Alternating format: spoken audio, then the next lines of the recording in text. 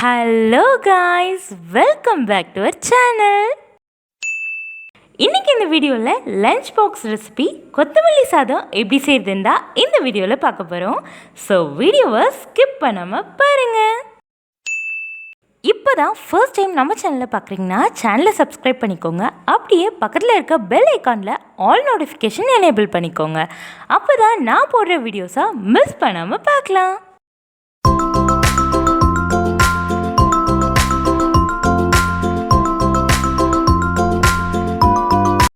First கொத்தமல்லி சாதம் செய்யறதுக்கு தேவையான பொருட்கள் என்னென்னு குயிக்காக பார்க்கலாம். தேவையான பொருட்கள்: சிவப்பு மிளகாய், கடலெண்ணெய், பட்டை, மசாலா இலை, கிராம்பு, இஞ்சி, பூண்டு, தக்காளி, வெங்காயம், உப்பு. இப்போ கொத்தமல்லி சாதம் செய்ய ஸ்டார்ட் பண்ணலாமா?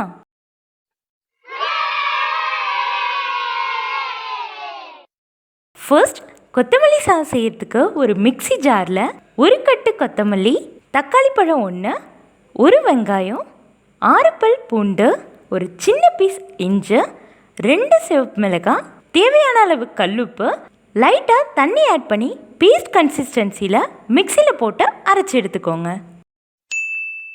நெக்ஸ்ட் ஒரு பேனில் 3 ஸ்பூன் கடலெண்ணெய், ஒரு பட்டை, 2 மசாலா இலை, ஒரு கிராம்பு போட்டுட்டு இப்போது ஆல்ரெடி அரைச்சி வச்சுருக்க கொத்தமல்லி பேஸ்ட்டையும் போட்டுட்டு நல்லா மிக்ஸ் பண்ணிக்கோங்க. ஃபர்ஸ்டே ரைஸை பாயில் பண்ணிக்கோங்க. அப்போ தான் ஆல்ரெடி ப்ரிப்பேர் பண்ண கொத்தமல்லி பேஸ்ட்டை உடனே பாயில்டு ரைஸ் ஹீட்டாக இருக்கும்போதே கொத்தமல்லி பேஸ்ட்டை ஆட் பண்ணிவிடுங்க. அவ்வளோதான், கொத்தமல்லி சாதம் ரெடி ஆகிட்டு. இந்த ரெசிபியை உங்கள் வீட்டில் ட்ரை பண்ணி பார்த்துட்டு எப்படி இருக்குன்னு மறக்காமல் கமெண்ட்டில் லீவ் பண்ணுங்கள்.